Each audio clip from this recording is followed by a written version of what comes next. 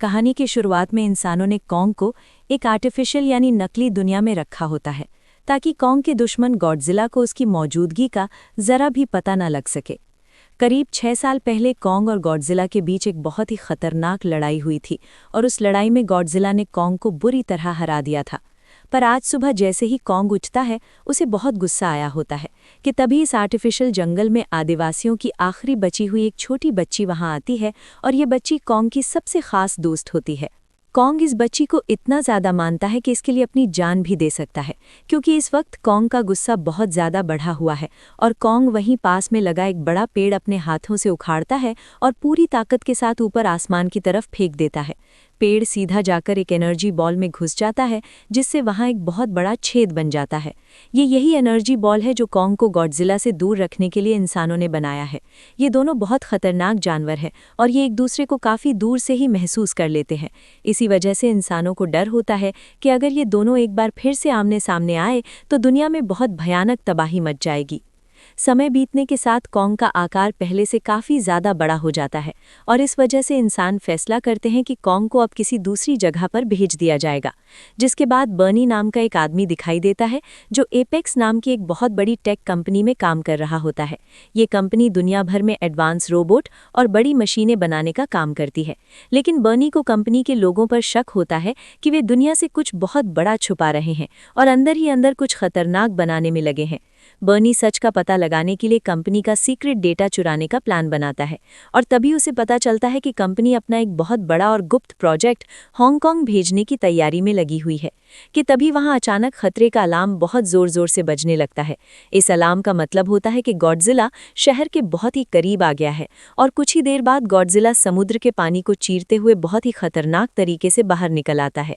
Godzilla को बाहर निकलते देख वहां मौजूद हेलीकॉप्टर बिना समय बर्बाद किए उस पर गोलियां चलाकर हमला कर देते हैं, लेकिन गॉडजिला बहुत ज्यादा ताकतवर होता है और उसके सामने जो भी आता है वो उसे पूरी तरह से चकनाचूर कर डालता है। वहां मौजूद सभी लोग ये तबाही देखकर हैरान रह जाते हैं, क्योंकि गॉडजिला हमेशा से इंसानों का रक्षक रहा है और आज वो सबको मारने की कोशिश में लगा होता है। तभी गॉडजिला गुस्से में भर जाता है और अपनी न्यूक्लियर पावर का इस्तेमाल करके पूरी एपेक्स कंपनी को महज 2 सेकंड के अंदर जलाकर राख कर देता है। ये पूरी खबर रातों रात दुनिया भर में आग की तरह फैल जाती है कि गॉडजिला वापस लौट आया है और इस बार वो रक्षक नहीं बल्कि दुश्मन बनकर सब कुछ बर्बाद कर रहा है। दूसरी तरफ एपेक्स कंपनी का मालिक वॉल्टर न्यूज़ चैनल पर आता है और कहता है कि गॉडजिला अब पूरी तरह बेकाबू हो गया है, पर वो जल्द ही एक ऐसी मशीन बनाएगा जो गॉडजिला को रोक सकेगी। ये न्यूज़ मैडिसन नाम की एक लड़की भी देख रही होती है और उसे पूरा यकीन होता है कि गॉडजिला बिना किसी वजह के इस तरह हमला नहीं कर सकता, क्योंकि मैडिसन गॉडजिला को पहले से बहुत अच्छे से जानती है। उसे लगता है कि इस हमले के पीछे ज़रूर एपेक्स कंपनी का ही हाथ है और वो अपनी बात साबित करने के लिए सीधे अपने पिता मार्क के पास जाती है। मैडिसन अपने पिता को विश्वास दिलाती है कि गॉडजिला को किसी ने जरूर उकसाया है, पर उसके पिता उसकी इस बात को जरा भी नहीं मानते। उसके पिता उसे समझाते हैं कि ये जानवर भी इंसानों जैसे होते हैं और इनका दिमाग कभी भी खराब हो सकता है। अब गॉडजिला बदल गया है, इसलिए इंसानों को मार रहा है और गॉडजिला अब हीरो नहीं बल्कि एक विलन बन गया है। ये सब सुनकर मैडिसन का दिल टूट जाता है और उदास होकर वहां से निकल जाती है। तभी मैडिसन हैकर बर्नी की ऑनलाइन ऑडियो रिकॉर्डिंग सुनने लगती है। उस ऑडियो के अंदर एपेक्स कंपनी और गॉडजिला को लेकर कई अजीब और चौंकाने वाले राज सामने आते हैं। ये बात सुनकर मैडिसन उसी वक्त मन ही मन पक्का फैसला कर लेती है कि मैं बर्नी को ढूंढ कर रहूंगी ताकि ये पता चल सके कि गॉडजिला ने एपेक्स कंपनी पर ही हमला क्यों किया। उधर दूसरी तरफ एपेक्स कंपनी का मालिक वॉल्टर एक मशहूर साइंटिस्ट नेथन से मिलने के लिए पहुंच जाता है। वॉल्टर नेथन को बताता है कि आपका हॉलो अर्थ यानी धरती के नीचे दूसरी दुनिया वाला आइडिया बिल्कुल सही साबित हुआ है। नेथन ने पहले एक किताब लिखी थी और उस किताब में उसने ये दावा किया था कि धरती के नीचे एक और पूरी दुनिया छुपी हुई है। यहीं पर ये जानवर बनते हैं और वहीं से इन टाइटन्स यानी विशाल जानवरों को अपनी असली ताकत मिलती है। वॉल्टर नेथन को लालच देता है और कहता है कि अगर हम उस छुपी हुई दुनिया तक पहुंच गए तो हमें एक ऐसी पावर मिल जाएगी जिससे गॉडजिला को आसानी से और हमेशा के लिए रोका जा सकेगा। इसके बाद वॉल्टर नेथन को अपने एक खास आदमी से मिलवाता है जो इस खतरनाक मिशन पर जाने की तैयारी कर रहा है। हमारी टीम ने हॉलो अर्थ के अंदर ऊर्जा का एक बहुत बड़ा खजाना खोज लिया है जो पूरी दुनिया को बदलने की ताकत रखता है। ये सारी बातें सुनकर डॉक्टर नेथन घबरा जाता है, क्योंकि कुछ साल पहले उसका भाई भी उसी दुनिया तक पहुंचने की कोशिश कर चुका था, लेकिन वहां की अजीब ग्रेविटी के चलते उसकी जान चली गई थी। हॉलो अर्थ के अंदर इतना खतरनाक प्रेशर होता है कि वहां पहुंचते ही इंसान हो या मशीन, सब कुछ क्रश हो जाता है और अलग तरह की ग्रेविटी की वजह से हर चीज़ हवा में उड़ने लगती है। नेथन की बात सुनकर वॉल्टर हल्की सी स्माइल करता है और बोलता है कि टेंशन लेने की कोई ज़रूरत नहीं है, क्योंकि मेरी कंपनी ने एक एडवांस्ड एंटी ग्रेविटी क्राफ्ट तैयार की है जो उस भारी प्रेशर को आराम से झेल सकती है। इसके बाद नेथन समझाता है कि हर टाइटन के अंदर अपने असली घर को ढूंढने की एक नेचुरल एबिलिटी यानी कुदरती ताकत होती है। इसलिए अगर हमें हॉलो अर्थ तक जाना है तो कॉन्ग की हेल्प लेना ज़रूरी है, क्योंकि वही हमें वहां तक पहुंचने का सही रास्ता दिखा सकता है। अगले ही दिन नेथन अपनी पुरानी दोस्त डॉक्टर इलेन एंड्रूज से मिलने पहुंचता है, जो कॉन्ग की देखभाल कर रही होती है। नेथन उसे समझाने की कोशिश करता है कि कॉन्ग को इस आर्टिफिशियल जगह में ज़्यादा समय तक सेफ रखना पॉसिबल नहीं है। कॉन्ग का असली घर हॉलो अर्थ ही है और गॉडजिला से बचाने का यही आखिरी ऑप्शन बचा है। डॉक्टर कुछ देर तक चुप रहकर सोचती है, फिर आखिरकार कॉन्ग को वहां से ले जाने के लिए हाँ कर देती है, क्योंकि उसके पास और कोई रास्ता नहीं होता जिससे कॉन्ग की जान बच सके। इसके बाद मिशन शुरू होता है। समुद्र के रास्ते कई बड़े बड़े शिप्स और पूरी आर्मी के साथ कॉन्ग को ले जाया जाता है। फिर कॉन्ग को एक बहुत बड़े जहाज पर भारी चेन से कसकर बांध दिया जाता है ताकि वो कंट्रोल में रहे। रात हो चुकी होती है, तभी जिया इशारों में डॉक्टर इलेन को समझाती है कि कॉन्ग काफ़ी ज़्यादा गुस्से में है, उसे इस तरह बंधा रहना बिल्कुल पसंद नहीं आ रहा। उधर आर्मी का लीडर इलेन को भरोसा दिलाता है कि सब कुछ अंडर कंट्रोल है और हम गॉडजिला की नज़रों से बचकर सेफली निकल जाएंगे। लेकिन इलेन को सच्चाई पता होती है, गॉडजिला और कॉन्ग की दुश्मनी बहुत पुरानी है। दोनों खुद को इस दुनिया का असली किंग मानते हैं। अगर किसी भी हालत में ये आमने सामने आ गए तो समंदर के बीच ऐसी भयंकर तबाही होगी जिसे रोक पाना किसी के बस की बात नहीं होगी। उधर मेडिसिन हैकर बर्नी हेज के पास जाती है और बर्नी उसे कहता है कि मुझे पहले से शक था कि एपिक्स साइबरनेटिक्स चुपके से कुछ ऐसा बना रही है जो सीधे गॉडजिला को चैलेंज कर सकता है, और शायद गॉडजिला को भी इसकी भनक लग चुकी है। बर्नी समझाता है कि इसी वजह से गॉडजिला गुस्से में आकर कंपनी पर हमला कर बैठा होगा। उधर दूसरी तरफ समुद्र में आगे बढ़ते जहाज़ों के बीच अचानक खतरे का अलार्म तेज़ आवाज़ में बज उठता है। जिया घबरा जाती है और अपने इशारों से सबको बताती है कि गॉडजिला उनकी तरफ बढ़ रहा है। ये सुनते ही वहां मौजूद सभी लोगों को समझ आ जाता है कि अब एक बहुत डेंजरस फाइट शुरू होने वाली है। तभी विशाल गॉडजिला पानी को चीरते हुए रास्ते में आने वाले सभी जहाज़ों को तोड़ता हुआ तेजी से कॉन्ग की तरफ बढ़ने लगता है। कॉन्ग अब भी भारी चेस में जकड़ा हुआ होता है और खुद को खोलने की कोशिश कर रहा होता है। कॉन्ग को बचाने के लिए आर्मी तुरंत गॉडजिला पर रॉकेट्स और मिसाइल से जोरदार अटैक शुरू कर देती है, लेकिन गॉडजिला की स्किन पत्थर जैसी सख्त होती है, जिससे इन हमलों का गॉडजिला पर कुछ भी असर नहीं हुआ। गॉडजिला अपनी पूंछ घुमाता है और हवा में उड़ रहे हेलीकॉप्टरों को तबाह करके गिरा देता है। आर्मी के इस हमले से गॉडजिला का गुस्सा और भी ज्यादा भड़क जाता है और वो तेजी से आर्मी के सभी जहाज़ों को एक एक करके चकनाचूर करने लगता है। फिर गॉडजिला कॉन्ग के जहाज़ पर एक बहुत तेज टक्कर मारकर उस विशाल जहाज़ को समुद्र के बीचों बीच पलट कर रख देता है। जहाज़ पलटने के कारण कॉन्ग गुस्से में आ जाता है और छलांग लगाकर एक जहाज़ से दूसरे जहाज़ पर कूदता हुआ सीधा गॉडजिला के सामने पहुंच जाता है और उसके मुंह पर एक बहुत ही जोरदार मुक्का मारता है। गॉडजिला भी तुरंत पलटता है और कॉन्ग पर हमला करता है, जिससे कॉन्ग नीचे जा गिरता है। लेकिन कॉन्ग फुर्ती से वापस उठता है और गॉडजिला पर तेजी से वार करता है, जिससे गॉडजिला दूर जाकर पानी के अंदर गिर जाता है। गॉडजिला पूरी तरह भड़क उठता है और अपनी खतरनाक न्यूक्लियर पावर से कॉन्ग पर वार करने की कोशिश करता है, लेकिन कॉन्ग खुद को बचाने के लिए तुरंत समुद्र में छलांग लगा देता है। पानी में जाते ही गॉडजिला मौके का फायदा उठाता है और कॉन्ग को और गहराई में खींच लेता है, क्योंकि गॉडजिला को पानी के अंदर भी सांस लेने में कोई दिक्कत नहीं होती। वहीं कॉन्ग के लिए नीचे रहना मुश्किल हो जाता है, सांस रुकने लगती है और उसकी ताकत धीरे धीरे कम होने लगती है।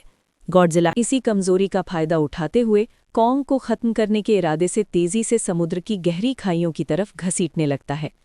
ऊपर जहाज पर खड़ी डॉक्टर इलेन घबरा जाती है और बोलती है, हमें कॉन्ग की मदद करनी चाहिए, नहीं तो गॉडजिला उसे मार देगा।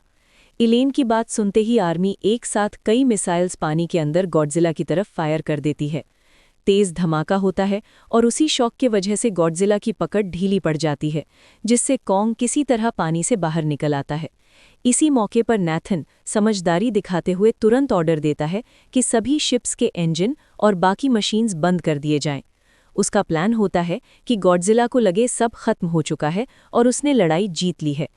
जैसे ही सब कुछ शट डाउन होता है, गॉडजिला कोम की तरफ देखता है, उसे मरा हुआ समझता है और वहां से वापस चला जाता है। इलेन अभी भी डरी हुई होती है। उसे लगता है कि अगर इंजन दोबारा स्टार्ट किए गए तो गॉडजिला फिर लौट आएगा। इस पर नैथन साफ कहता है कि अब वे लोग समुद्र के रास्ते आगे नहीं बढ़ेंगे, बल्कि कॉन्ग को हेलीकॉप्टर से बांधकर हवा के रास्ते ले जाया जाएगा। उधर दूसरी तरफ मैडिसन अपने दोस्तों जोश और बर्नी के साथ चुपके से हांगकांग में एपेक्स साइबरनेटिक्स के हेडक्वार्टर के अंदर घुस जाती है। अंदर पहुंचते ही उन्हें स्कल क्रॉलर के कई बड़े बड़े एग्स नजर आते हैं, जिन्हें कंपनी किसी सीक्रेट एक्सपेरिमेंट के लिए संभाल कर रख रही होती है। तीनों उन अंडों को देख ही रहे होते हैं कि अचानक लैब का भारी दरवाज़ा अपने आप बंद होकर लॉक हो जाता है। असल में वे लोग एक हाई स्पीड क्राफ्ट यानी ट्रांसपोर्ट सिस्टम के अंदर फंस जाते हैं, जो उन्हें उन अंडों के साथ तेज़ी से ज़मीन के नीचे बने रास्तों से हांगकांग की ओर ले जाने लगता है। उधर आर्मी हेलीकॉप्टर्स की मदद से कॉन्ग को अंटार्कटिका के उस बर्फीले रास्ते तक पहुंचा देती है, जो सीधे हॉलो अर्थ की तरफ जाता है। वहां पहुंचकर जिया कॉन्ग को सामने बनी गुफा के अंदर जाने का इशारा करती है, लेकिन कॉन्ग साफ इनकार कर देता है। कॉन्ग को पीछे हटते देख नैथन जिया की मदद लेता है। जिया अपने इशारों में उसे समझाती है कि गुफा के दूसरी तरफ उसका असली घर है। उसकी बात मानकर कॉन्ग आखिरकार गुफा के अंदर कदम रख देता है। कॉन्ग के अंदर जाते ही बाकी लोग भी अपनी एंटी ग्रेविटी व्हीकल्स में बैठकर उसके पीछे पीछे अंदर प्रवेश करने लगते हैं। कुछ ही समय बाद सभी कॉन्ग के साथ हॉलो अर्थ के भीतर पहुंच जाते हैं। वहां पहुंचते ही उन्हें एक अजीब दुनिया दिखाई देती है, जहां सब कुछ उल्टा हवा में और अलग नजर आता है। लेकिन इस खतरनाक प्रेशर से सभी लोग अपनी एंटी ग्रेविटी व्हीकल्स के कारण सुरक्षित तो रहते हैं, पर जैसे ही वे इस अनजान जगह में आगे बढ़ते हैं, तभी अचानक कुछ खतरनाक और अजीब मॉन्स्टर्स उन पर हमला कर देते हैं। एक उड़ने वाला विशाल मॉन्स्टर सीधा आगे चल रही व्हीकल पर हमला करता है और अपने भारी वजन से उसे कुचलकर पूरी तरह डिस्ट्रॉय कर देता है।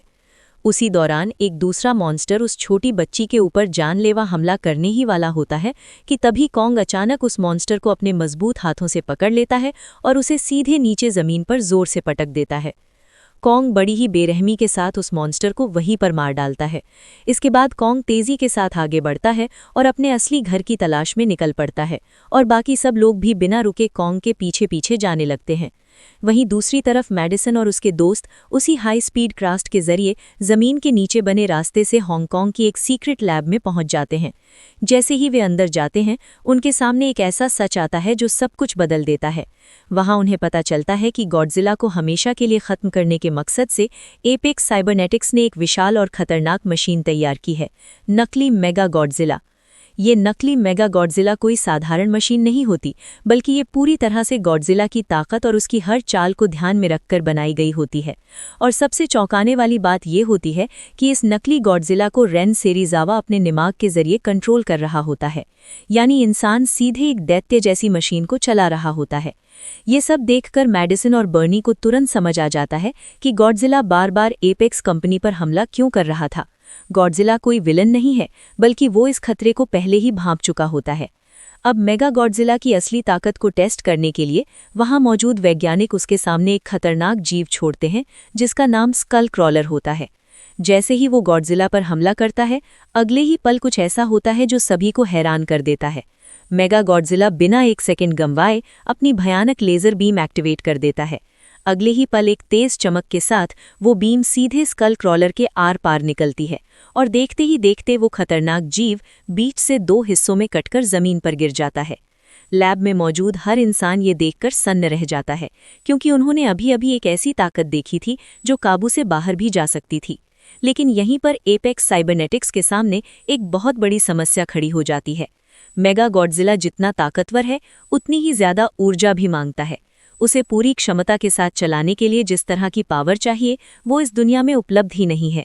ये कोई सामान्य बिजली या न्यूक्लियर एनर्जी नहीं, बल्कि एक बेहद खास ऊर्जा होती है जो सिर्फ हॉलो अर्थ के अंदर मौजूद होती है। इसी वजह से कंपनी का मालिक वॉल्टर सिमंस उस रहस्यमयी ऊर्जा को हासिल करने के मिशन पर लगा हुआ होता है। उसका मकसद साफ है, उस एनर्जी को पाकर मेगा की पूरी ताकत को दुनिया के सामने लाना और अपनी बात बनवाना। गॉडजिला को पूरी तरह एक्टिव करना और उसे दुनिया का सबसे ताकतवर हथियार बना देना। लेकिन जैसे ही लैब में मेका गॉडजिला को थोड़ी देर के लिए टेस्ट किया जाता है, कहीं दूर समुद्र के बीच मौजूद गॉडजिला को इसकी हल्की सी आहट मिल जाती है। गॉडजिला सिर्फ एक विशालकाय राक्षस नहीं है, वो प्रकृति का एक रक्षक है जिसे दुनिया में संतुलन बनाए रखने का काम मिला हुआ है। और इसीलिए उसे तुरंत एहसास हो जाता है कि कोई नई ताकत इस संतुलन को बिगाड़ने वाली है। बिना देर किए वो अपना रास्ता बदल देता है और पूरी रफ्तार के साथ हांगकांग की तरफ बढ़ने लगता है। अब टकराव तय हो चुका था, क्योंकि एक तरफ प्रकृति की असली ताकत होती है और दूसरी तरफ इंसानों की बनाई हुई विनाश की मशीन होती है। उधर होलो अर्थ की दुनिया बिल्कुल किसी खूबसूरत सपने की तरह दिखाई देती है और वहाँ की असली जादुई एनर्जी एक बहुत ही विशाल पहाड़ के अंदर छिपी होती है। तभी कॉन्ग चलते चलते उस पहाड़ के बिल्कुल पास आ जाता है। फिर पहाड़ के पास पहुंचकर कॉन्ग अपने हाथों का इस्तेमाल करता है और उस पहाड़ का एक बहुत ही बड़ा दरवाज़ा खोल देता है। दरवाज़ा खोलकर अंदर जाते ही कॉन्ग को सामने एक हथियार रखा हुआ मिलता है। ये हथियार एक कुल्हाड़ी होती है और ये कोई मामूली कुल्हाड़ी नहीं होती, बल्कि इस कुल्हाड़ी को गॉडजिला जैसे ही विशाल टाइटन्स की पीठ के कांटे से बनाया गया होता है। कॉन्ग अपने हाथों में अपनी कुल्हाड़ी उठाता है और आगे बढ़कर वहां बने हुए एक सिंहासन के ऊपर किसी राजा की तरह जाकर बैठ जाता है। उधर दूसरी तरफ गॉडजिला सीधे हांगकांग के पास पहुंच जाता है। इतने बड़े गॉडजिला को शहर के पास आते देख वहां मौजूद लोग घबराकर भागने लगते हैं। वहीं होलो अर्थ में कॉन्ग को वही खास एनर्जी मिल जाती है जिसकी तलाश एपेक्स कंपनी कर रही होती है। जैसे ही कॉन्ग अपनी कुल्हाड़ी उस एनर्जी पर रखता है, कुल्हाड़ी तुरंत चार्ज होकर नीली लाइट में बदलने लगती है और पहले से कई गुना ज्यादा पावरफुल हो जाती है। उसी समय ऊपर हांगकांग में गॉडजिला को जमीन के अंदर से कुछ अलग तरह की वाइब्रेशन महसूस होती है।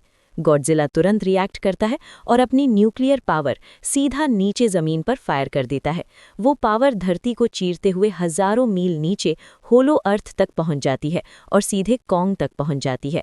वहीं दूसरी तरफ माया सिमंस कंपनी की मालकिन भी अपनी टीम के साथ होलो अर्थ के अंदर मौजूद होती है।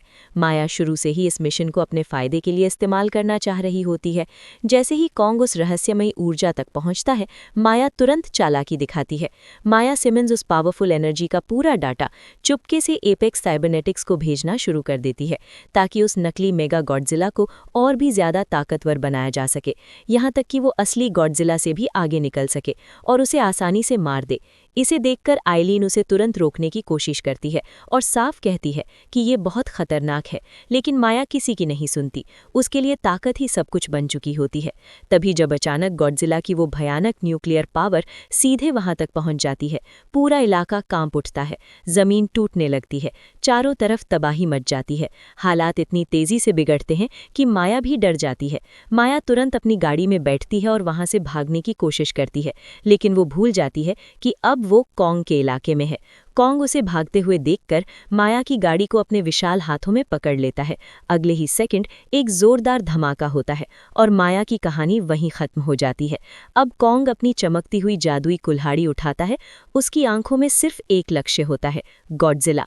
और फिर बिना किसी हिचकिचाहट के कॉन्ग उसी रास्ते से एक लंबी छलांग लगाता है जो गॉडजिला की न्यूक्लियर पावर ने बनाया था और सीधे ऊपर हांगकांग की धरती पर पहुंच जाता है।